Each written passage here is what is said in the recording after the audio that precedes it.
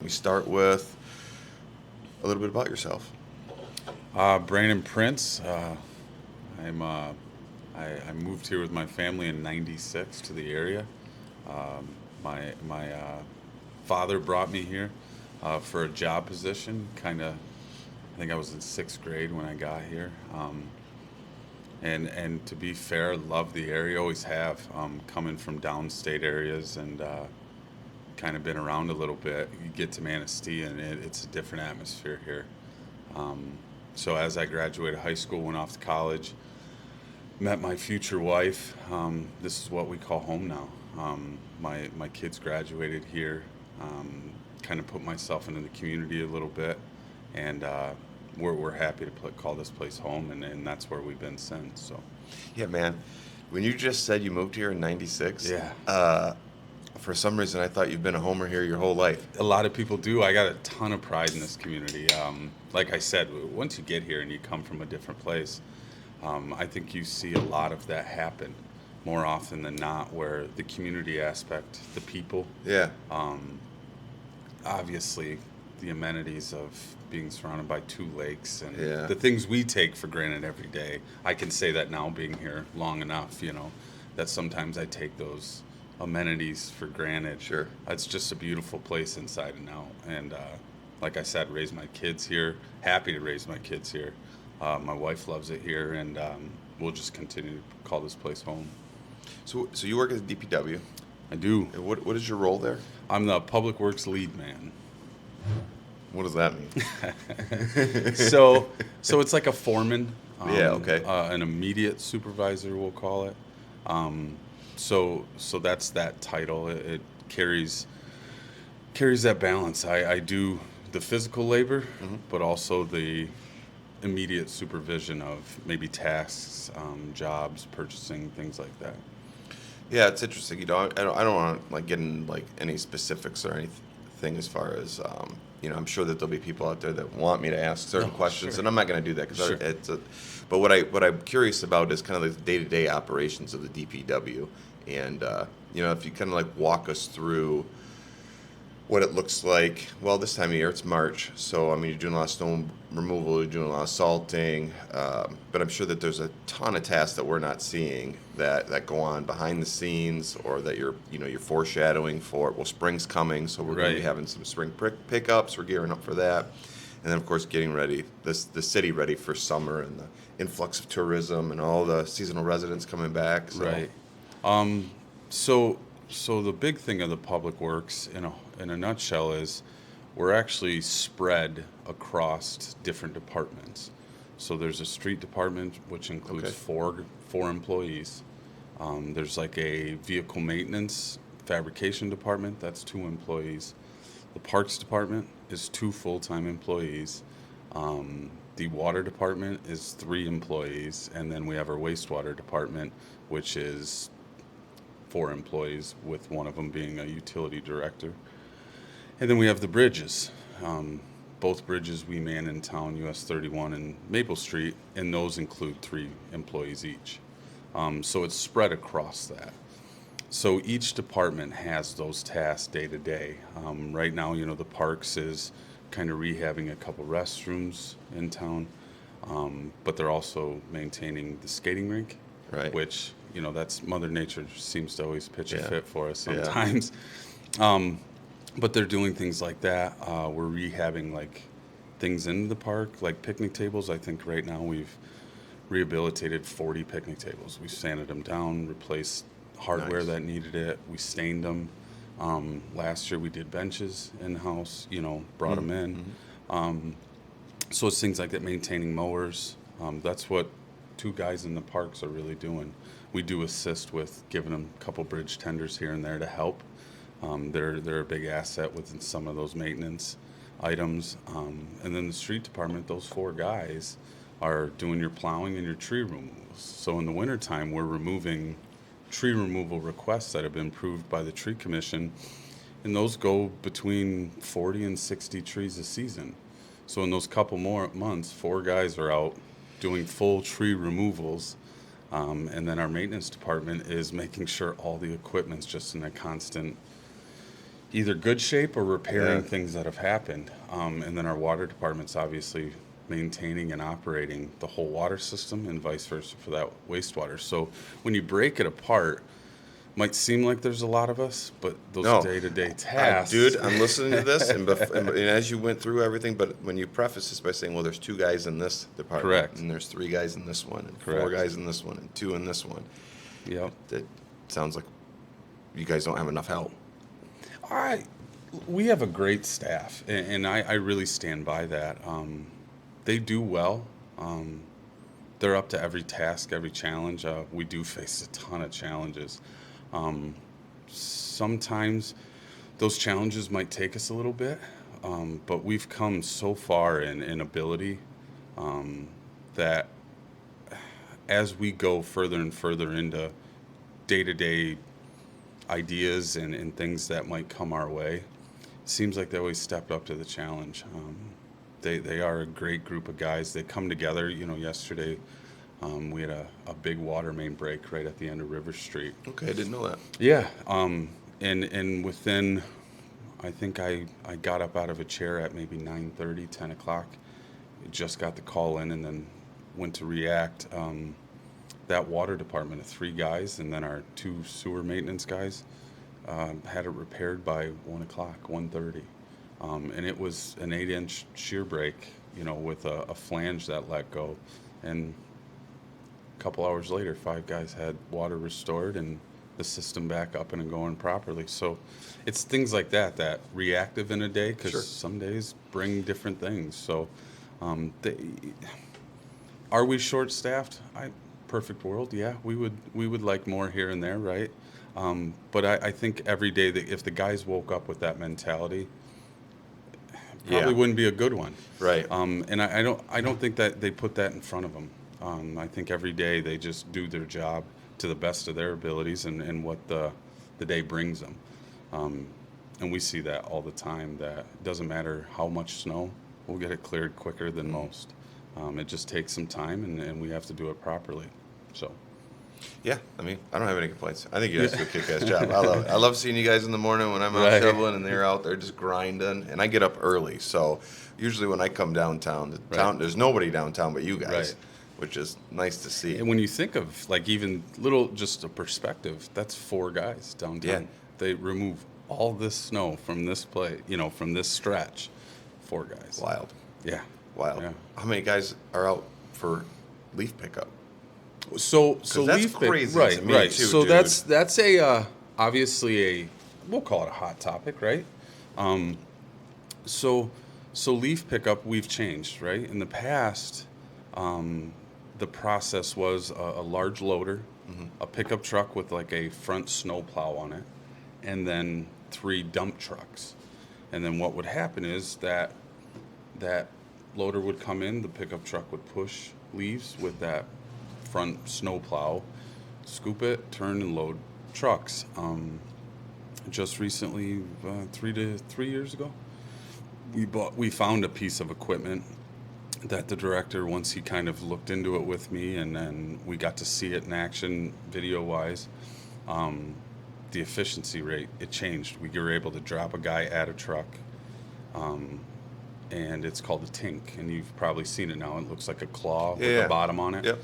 Well, that removes a pickup truck. I mean, can you imagine with that pickup truck, I don't want to say abuse, the use it gets Well, yeah. when you're scooping it into a large metal bucket and trying to time it, backing up all the time. Now everything's just kind of go forward mentality. So really, leaf pickup, equipment-wise, to be able to pick it up, 4 guys. I mean, that maximizes your equipment, and it's a lot more efficient today with that tink. It's called a tink. Sure. Than a pickup truck and just a loader bucket. I like So we maximize the equipment. They have different equipment out there, vacuums, things like that. Those come with the risk of what somebody puts in a leaf pile, right? It's fan driven, things like that. So if you go out, get a vacuum, yeah, it works. But then you run that risk of downtime with maybe someone throws a 2x4 in that pile. out of habit, because most of the time it just goes away. Most people just Yeah. kind of empty things and gets caught up in a fan, breaks the fan. Well, now it's downtime, right, to get that vacuum back up and going. So there's different ways to do it, but we found the Tink really doesn't cause us any downtime at all. It's a straightforward go. Biggest thing is Mother Nature, right? Right. The leaves fall. No one can predict when those leaves drop. Me and you are the ones that are raking. And I can tell you, I've looked out my yard and went, nah, it's not done yet. I'm going to do it, I I'll got do it. one maple tree in my front yard, and that little shit will not drop until the snow Right. hits the ground. Snow, and it's just inevitable. So it's that, I don't want to call it a guess. It's an educated guess. Yeah. I mean, we monitor it. Sure. Especially in that month of late October, you start to try that guessing game of when's the best time to make the biggest impact with our guys Right. just constantly working in that aspect. Rather than just driving around looking for a pile, they're just a nonstop, here we go, we're picking them up. The biggest fear is that snow. When the snow hits, rightfully so, people don't want them back in their yard. They raked them once. Right, we don't. Absolutely. Those Yeah. plows scare a leaf pile, and the people that raked them totally respect it. But sometimes it's the nature of the beast. Yeah. But our plow drivers are aware, and we did have a couple instances this past season where a couple snow. If it was hidden enough by enough snow, when we went back out to pick up leaves after we removed snow, they raked out the yard. We'll take care of it. Yeah. We see and respect what people are doing in their yards and taking pride in that. And we take the same pride, try to take the same pride on the reverse side of it, of cleaning up after ourselves too. So, you guys take all that leaf and all the yard waste Yeah, to. we have a compost pile. So, I don't want to get myself in trouble, but I go out there and are we allowed to do that or no? No. Okay. No. Shit. I just ruined it for everybody. That's right. So Because the compost is money, dude, and my yeah. wife puts it on her garden, but I guess Right. not anymore. yeah, no. Oh yeah. So if you are looking for dirt, dirt is available to black dirt, the Yeah. compostable Yep. material that is made from putting out the leaves and Yep. things like that. And we go out there and we maintain that compost. Oh, pile. I've seen you guys out there Yeah. working it. So we bring in black dirt to MCC school. There's a bunk out by the recycling area, Mm-hmm. and we try to maintain just a constant black dirt pile Oh, for okay. residents to pull up and put in buckets or whatever containers you have. I didn't know and that. compost is free to city residents. Thank you for that. I didn't know that. I go there. I mean, I Right. recycle out there, but I Sure. didn't know that was for Yeah. public use. So Yep. that's cool. Yep. So when you see that that thing, even if somebody didn't see, hey, it's low on black dirt, a phone call to Public Works, and we put it within either a couple hours or a day. Someone will make sure there's more dirt in that bunk for people to utilize. I know a bunch of people that go out to I'm like, they're gonna be pissed. That's all right. But hey, one of the things I wanted to talk to you about was your coaching and mentoring. Yeah, You're absolutely. super into soccer. If we can go back just a little bit. So when you and I were in Manistee High School, Yep. so in the mid to late '90s, when I was in high school there, I don't really remember a soccer program that was the size that it is today, for sure. I mean, even when I was coming up in school, we didn't have football until we got to high school. I mean, we had Right. flag football, Right. and soccer wasn't really. Well, it's definitely not what it was today. Right. And the whole, at least the culture that I grew up in, you weren't playing soccer. You were going to play football, or you were going to play basketball or baseball. Soccer was something that you did in with the MRA, Yep. and then it ended there. Right. So if you want to just kind of briefly talk about the growth of the program, because I feel like it's kind of was starting as you were coming up and going through high school, and then. So we moved here in '96, coming from downstate area, kind of similar situation. They had AYSO. So downstate, that was a larger youth soccer program. Moving up here, I played AYSO. My father got me into it as a young lad downstate. And then what brought us up here, obviously the interest, especially to me and my younger brother, was staying in soccer. My older brother played it as well, but no high school team. Right. So as we got here, figured out MRA, played a couple years of MRA. Well, once you got to 7th grade, I believe it was, there was nothing. There was no club. There was no high school team. I know there was a group of people, and if I tried to name them all, I'd miss somebody, so I'd feel terrible. But I know there was a small group of people that put their own money forward, did a lot of legwork in creating a Manistee club team, which would be those junior high grades. So I was fortunate enough to have a father who joined that group of people to be part of that first club season. And in those, it takes people. You can't just do it with two guys, But there was a group of girls and boys that joined this club team and got a good following.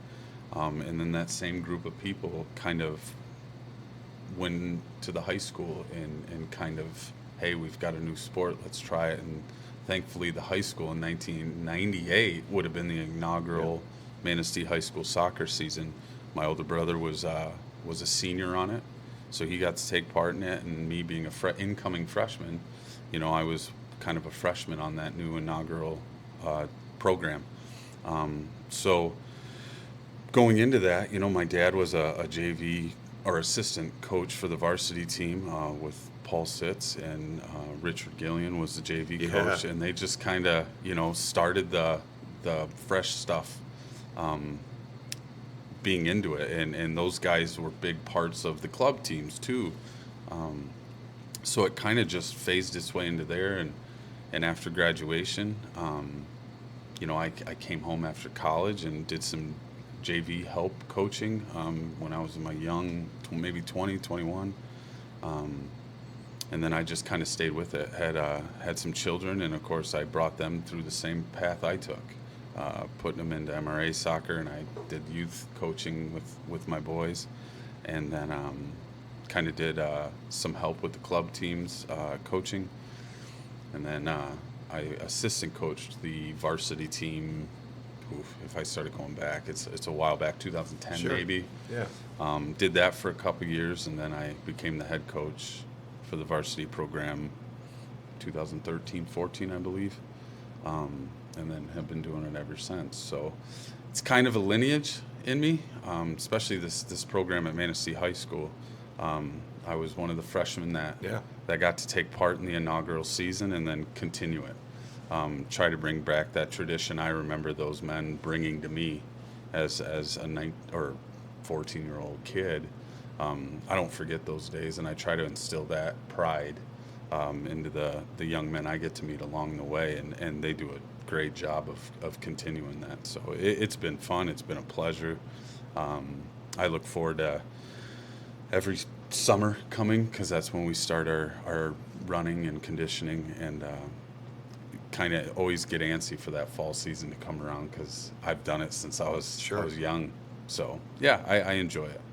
Yeah, my son Trent played for briefly, but I mean he spoke highly of you, and listening to him talk about how you interact with the kids is because there's good coaches and there's bad coaches. There's people that are like father figures, and there's coaches out there that do a really good job of beating young men and women down, right, and not bringing them up.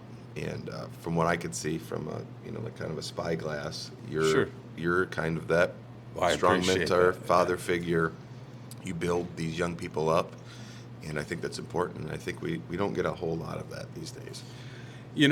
When I started coaching, when it was mine, right, and I hate to use that possessive word, but when I became that head figure of it, I remember sitting down and even in my interview process, right, putting together a cover sheet for my resume, which entailed basically Manistee soccer. I wasn't bringing in licensing and all these. I come from Europe, and I didn't have that. The one thing I did have was pride in Manistee High School. Yeah. And I put that out there in that cover letter of I'm a I don't know if it's too soon. I'm a Chippewa, Yeah. right? Yeah. I grew up that way. I had pride in it, especially in the soccer aspect. Um, so going into that, I thought, man, the biggest thing is I'm just part of this. I've always been part of this. Um, win or lose, I can't sit there and force something on young men who come to me that are swimmers. I remember your son. What a Mm. great runner. I know the kid enjoyed running, right? I can't turn and go, well, no, you have to play something. No, he's a great runner. Yeah. How can I utilize his strength? Sure. I can't spend every day with Trent teaching Right. him this, and this because Trent would get sick of me. Right. So I thought those little moments I have with these student athletes, I'm just going to utilize their strengths Yeah. and just kind of just build on it. Each kid brings a different aspect. I mean, I've said, and you can bring in almost every player that I've had in those 10 years as a coach. Every kid is important to me. Even the last guy that might not play, the role he has on a team is just as important as the goal scorer or the Right. goalkeeper. And we established that right from the beginning because you got to have it all. I can't have, 11 guys playing a soccer field. I can't have 11 guys on a soccer team. I still got to practice. So I need 12, 13, 14, 15, 16. Um, they need that. Actually, I don't. They need Right. that for each other. They make each other better. Um, I'm huge into team aspect. It's acceptance of each other, um, different walks of life. I mean, you can imagine I've got to experience it. A lot of student athletes come from a lot of different walks of life, Yep. and a lot of their stories they didn't ask for. 100%. But the biggest thing I see in kids is that I've been blessed with is their support system um, means a ton. Parents are huge, and I think we get away from that, even as parents. Yeah. I've got kids that have been through different programs, and I always reflect on myself as whether my kid's the best or the most talented or not. I'm number one going to support my child, Sure. but I'm also going to support the program that they're in. So if it's basketball and my son's not the best basketball player, good, then accept your position, accept that role, and I'm going to support that every kid on that bench and every coach on that team. And I've been blessed with that. I mean, my parents have been absolutely wonderful in my years. I have that initial conversation with them at the beginning of the season of support, and you can see the young men they're raising, and it's a big help to me. It makes my work easier. But the parents are huge. I've had great sets of parents that have created great young men. So sometimes that makes it easier in the mentoring Yeah, I can see how they aspect. can make it easy, and I can also see how it could make it difficult.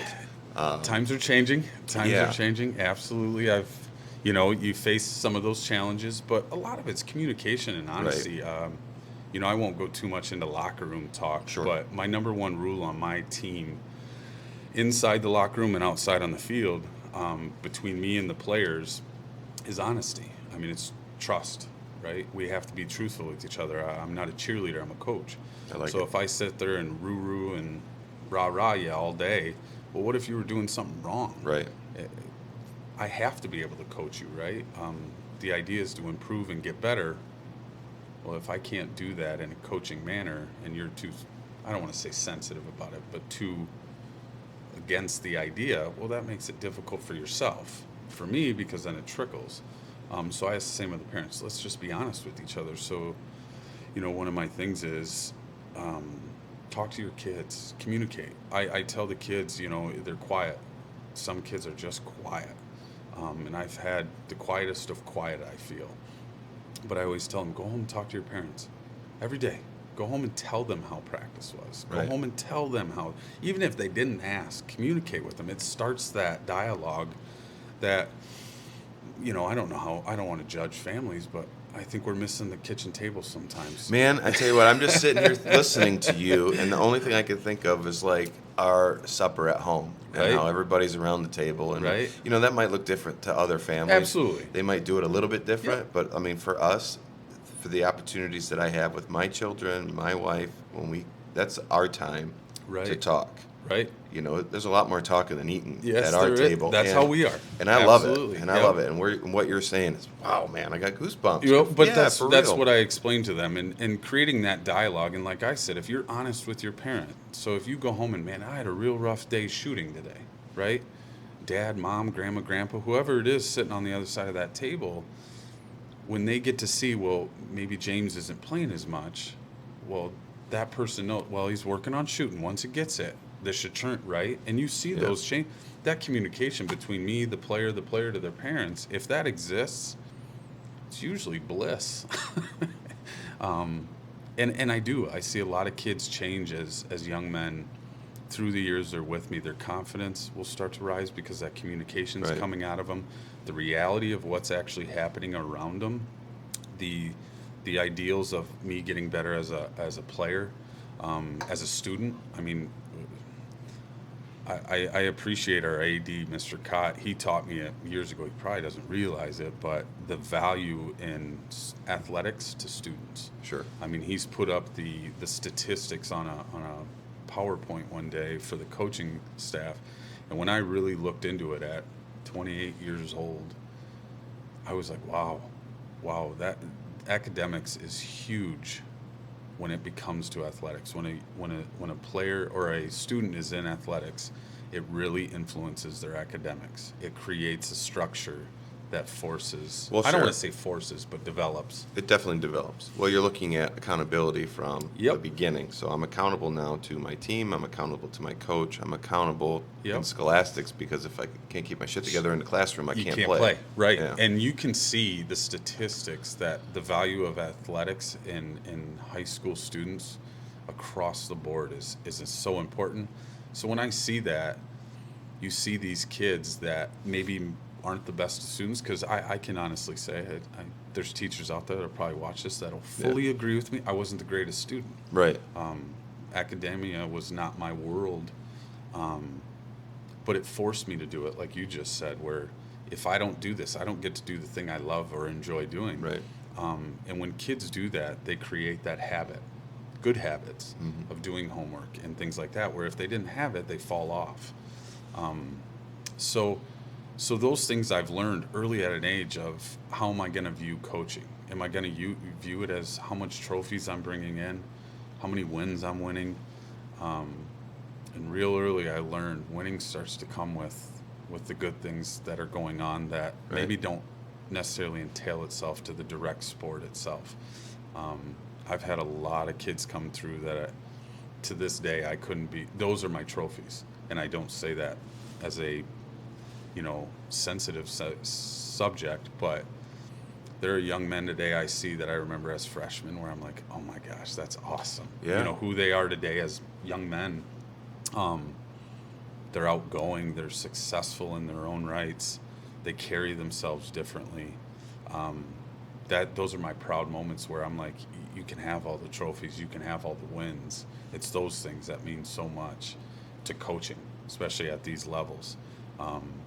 So I kind of learned that and turned the ship a little bit right early on. I mean, right 27 years old, it was state title or bust. And Yeah. right? You know what I mean? Yeah. I get it. Michigan Yeah. State's going to call here soon anytime. I Yep. know they saw my last Scottville game. I did. And once you realize that phone call's not ever coming. Right. And I learned that quickly that's where I turned my ship a little bit. And the focus went really in a different direction. And it's a benefit. Like I said, the locker rooms are huge in my world. The locker room actually is the most important aspect to me, is who's in it and what they're doing in it. And then it reflects, on the training ground and also in games. So we've had successful teams, wins and losses, but I can tell you if I let a lot of people into those locker rooms, there's bigger successes than those wins and losses. I can tell you that. So. Well, how's this season looking for you? So I know it's early. I know. So that, last year we had obviously a good season, Yeah. right? We won a district title. We were so rad. 16-4, I think, Yeah. last year. I'm not a big numbers guy. Obviously I just explained why, but We lost a tough game last year to the state champions, West Michigan Christian. We were up 4-1. Just wild. Yeah, Dude. and then we lost it in the last couple minutes. So at the end of the season, when they came state champions, so that was one of our losses. Of course, losing to Alma in the regional semifinals in a shootout, and then of course our friends down county. We lost to. We were second in the conference. We were 9-1. We had a great group of guys. I think there was 15 of them. And you got to have 11 to play. So perfect number for them. I mean, that's what they needed. Yeah. Everybody did their job and did it amazing. We're returning quite a bit next year. I have a junior class from this past season that's returning, and a lot of them were starters. A lot of them were all conference. So your expectation is probably different than mine, but yeah, we're excited to get back out there and see where we leaving off. The mantra we had last year, I said it to the paper, said it to the players, well, they said it to me first. They had that run it back mentality. Let's run it back. Yeah. Because they lost in the district finals as sophomores that year before. Yeah. So they were able to go to 2 district finals and have different results both years. So I think they're a little hungry. I hate to say run it back. I think they got some unfinished business that they left on the table. So I'll see what they start to say to me come July, because I definitely think they're going to have something for me that I'm going to have to tell the people. So I can see it on your face. Yeah, how excited you are for this coaching group, and for the season. And this group, they're special. Every group's been special, but they're special in a different route. When I got my youngest into soccer, this is that group. So I've got to see these guys since they were 4 years old with too big of socks on and oversized shirts on a Saturday at Duffy. Yeah. Running around with the dew on the grass and the, cold air. I've got to see them since they were that age, and now here they are. I've got to go the last 2 years with them, and this is kind of their final hurrah as that group that I remember just watching with my son being part of it at such a young age. They bring a smile to my face, especially those guys. They know who they are because I've said it to them all the time. You're the one I've waited for. They're a special group. We're losing some seniors that just a huge part of the program, but they got to learn from them, those guys, and they're just going to carry the baton.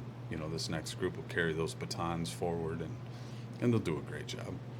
Have you had any players go on to play at the next level? I have. Level? I've had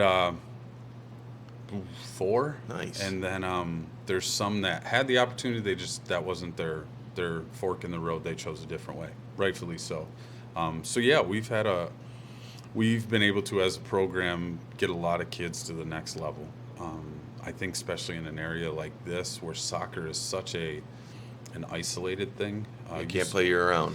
No, and even downstate, downstate club soccer is so massive now. There's so many different levels to club soccer, and it's such a catalyst for kids to move forward. It's a big part that they have to do to get to the next level. In this area, we're just stuck on an island. Yeah.